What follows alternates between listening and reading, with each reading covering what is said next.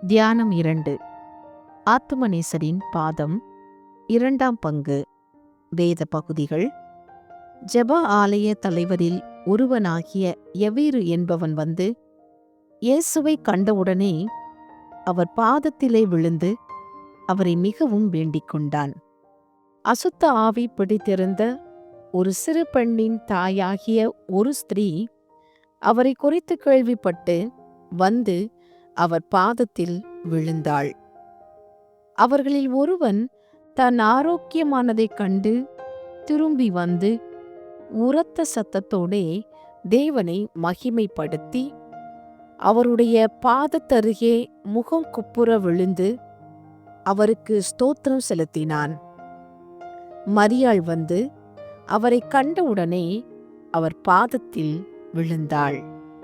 பாவியாகிய ஒரு ஸ்திரீ இயேசு பரிசேயன் வீட்டிலே பந்தி இருக்கிறதை அறிந்து ஒரு பரணியில் பரிமள தைலம் கொண்டு வந்து அவருடைய பாதங்களின் அருகே பின்னாக நின்று அழுது கொண்டு அவருடைய பாதங்களை தன் கண்ணீரினால் நனைத்து தன் தலைமயிரினால் துடைத்து அவருடைய பாதங்களை முத்தம் செய்து பரிமள தைலத்தை பூசினாள்.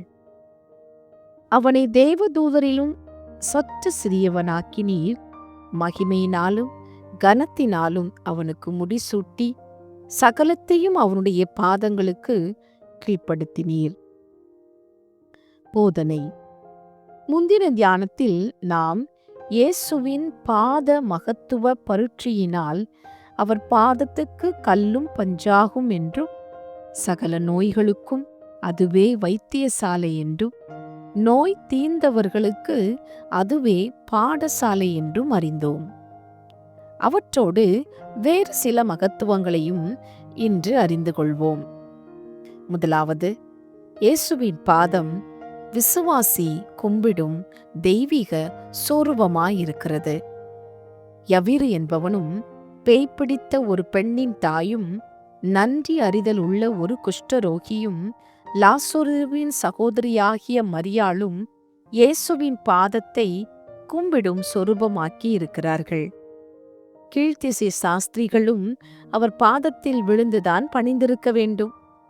நாமும் பாவ மன்னிப்பாகிய பாக்கியத்தை அடைய அந்த பாதத்தில் விழ வேண்டியதே. இரண்டாவதாக, இயேசுவின் பாதம் பாவி முகரும் புஷ்ப கொத்தாய் இருக்கிறது. கேடு செய்யும்படி முத்தமிட்ட யோவாபுக்கும் யூதாசுக்கும் கனமுள்ள கன்னம் புஷ்பமாயிருந்தது. மட்டற்ற உலக அன்பு கழுத்தை பிடித்து கொண்டு முத்தமிட ஏவுகிறது. இரட்சண்ய அன்போ இயேசுவின் பாதத்தை புஷ்பமாய் வைத்து முத்தமிடுகிறது. மூன்றாவதாக, சராசரம் அனைத்தும் இயேசுவின் பாதத்துக்குள் இருக்கிறது. அவரே எல்லாவற்றுக்கும் மேலான ஏக சக்கராதிபதியாயிருக்கிறார்.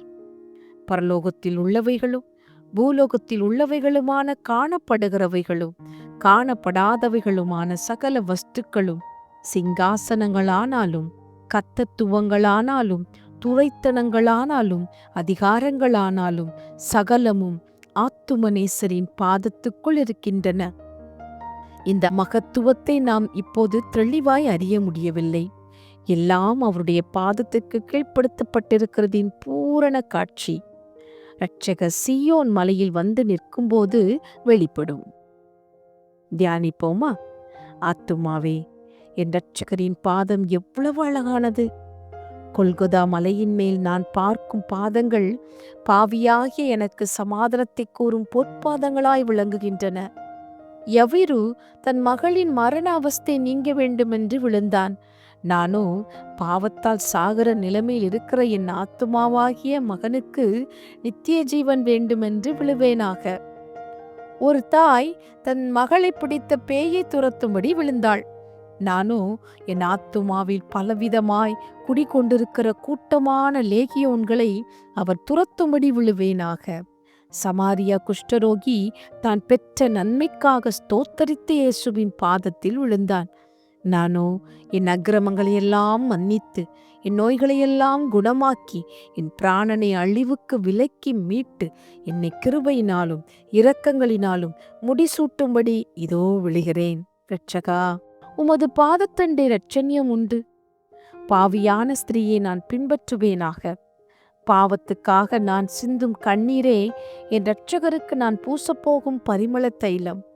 ஸ்திரீகளின் கனமுள்ள தலைமயிறு கொத்த என் உயர்ந்த கிரியைகளும் சுயநீதி எல்லாவற்றையும் என் இரட்சகரின் பாதங்களை துடைக்கும் கந்தைகளாக பிரயோகிப்பேனாக.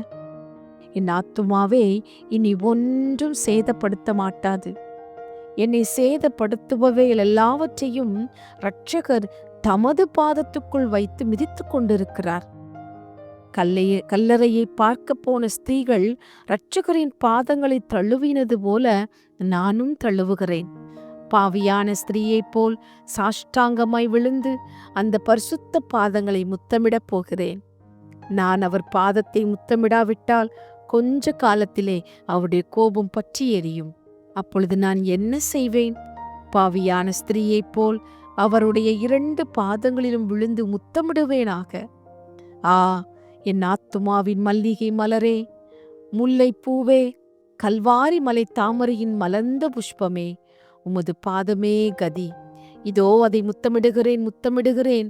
ஆ, என் நேசர் பாதம் எவ்வளவு பரிமளக்கிறது. நான் ஒரு தைலத்தையும் பூசவில்லையே. ஆ, இதென்ன பரிமளம். பாவியாகிய ஸ்திரீ அநேக ஆண்டுகளுக்கு முன் பூசின நலத தைலத்தின் பரிமளமோ? இல்லை, இரட்சண்ய பரிமளம். நான் கும்பிடும் சொரூபமே நமஸ்காரம். நான் முகரும் புஷ்பமே நமஸ்காரம். நான் அடங்கும் பாதமே நமஸ்காரம். ஜெபிப்போமா. எல்லா மனிதரையும் உண்டாக்கினவைகளில் ஒன்றையும் பகையாதவரும், பாவியின் மரணத்தை விரும்பாமல் அவன் மனம் திரும்பி பிழைப்பதையே விரும்புகிறவருமாயிருக்கிற இரக்கமுள்ள பிதாவே, யூதர், அஞ்ஞானிகள், வேத புரட்டர் யாவருக்கும் இறங்கி அவர்களுடைய சகல அறியாமையையும் இருதய கடினத்தையும் உமது வசனத்தை அசட்டை பண்ணும் துணிகரத்தையும் அவர்களை விட்டு நீக்கி அருளும்.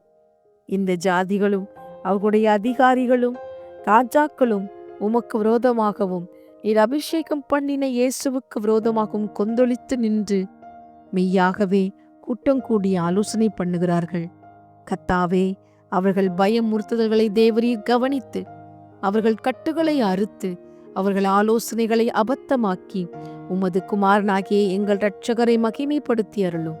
அவர்கள் எல்லாரையும் திருப்பி அவர்கள் இரட்சிப்படையும்படியாக அவர்களை உமது திருக்குமாரனுடைய பாதப்படியாக்க வேண்டும் என்று தாழ்மையாய் வேண்டிக் கொள்ளுகிறோம். பிதா, குமாரன், பரிசுத்த ஆவியின் நாமத்தினாலே ஆமேன்.